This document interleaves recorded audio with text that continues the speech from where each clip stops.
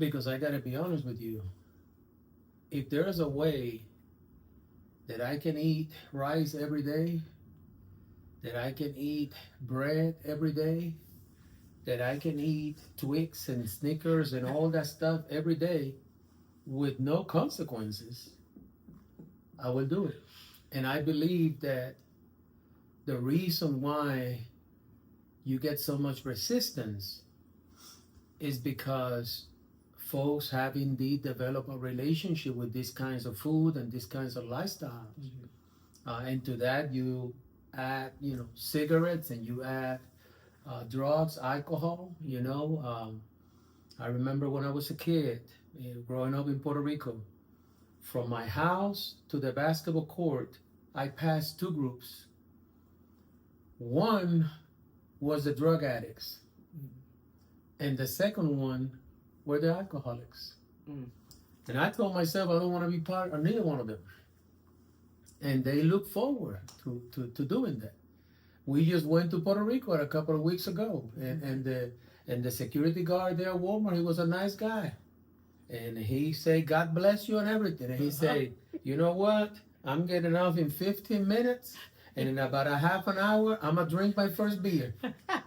I remember. He's looking forward to it. The brother is probably about 75 pounds overweight. He don't need to be drinking the beer. Yeah. But that lifestyle is so strong to break that, you see. Mm-hmm. And that's what Wonderful Men, exist, So anyway, your thoughts about that?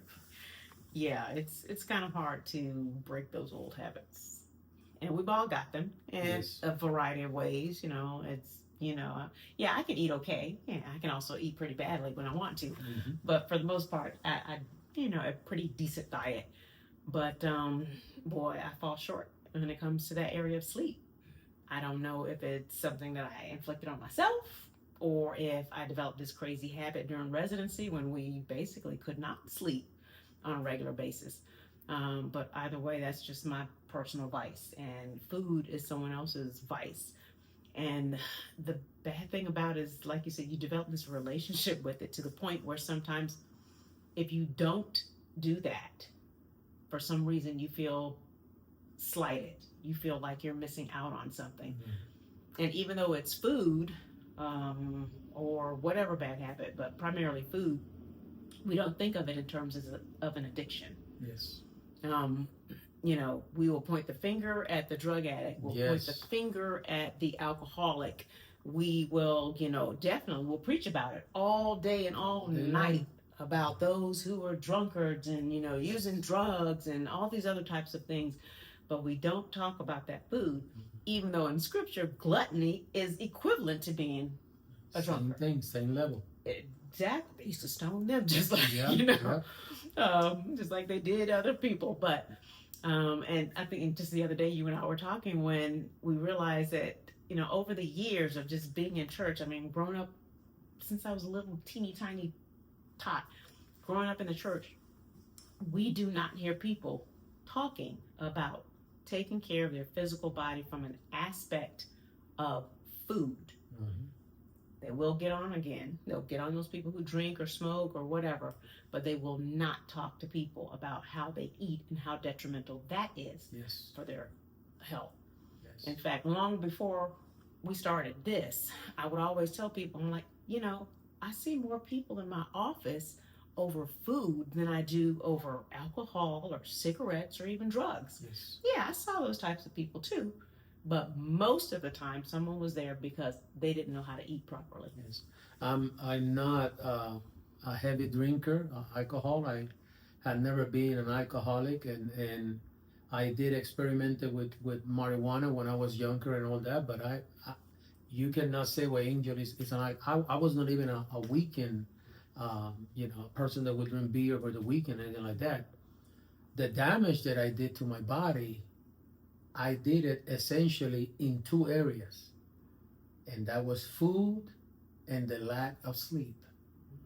Because even with exercise, I move.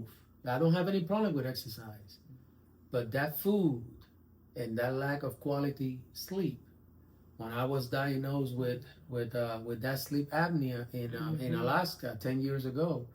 You kind of ignore it, and that decade of damaging my body that way, you know.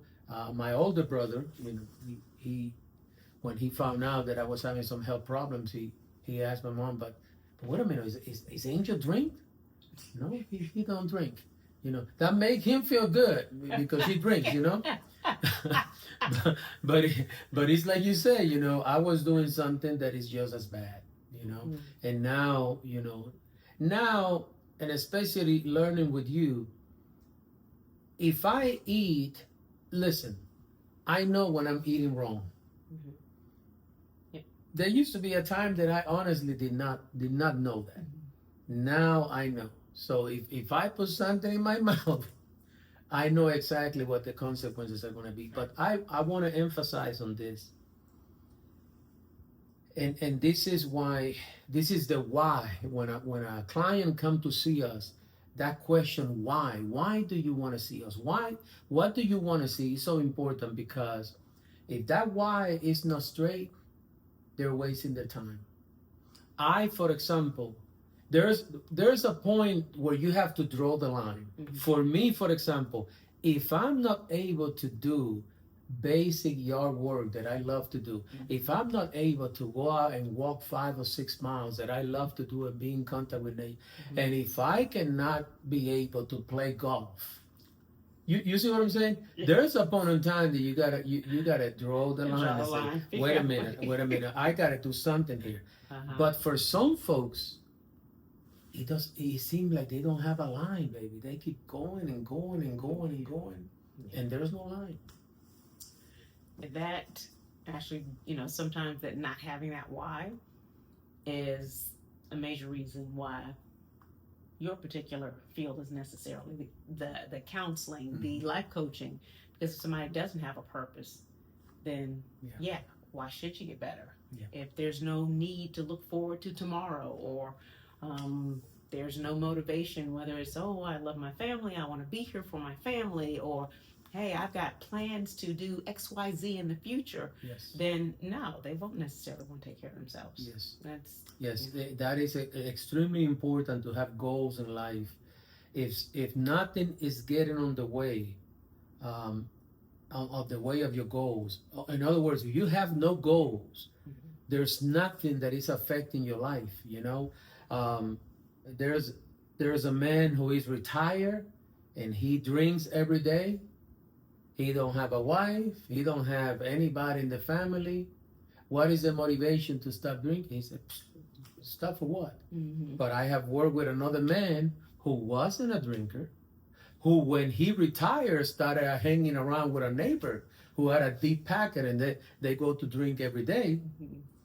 And then my client found himself with 2 DUIs in 1 month. Now his wife is telling him, you better get some help or we're going to be over.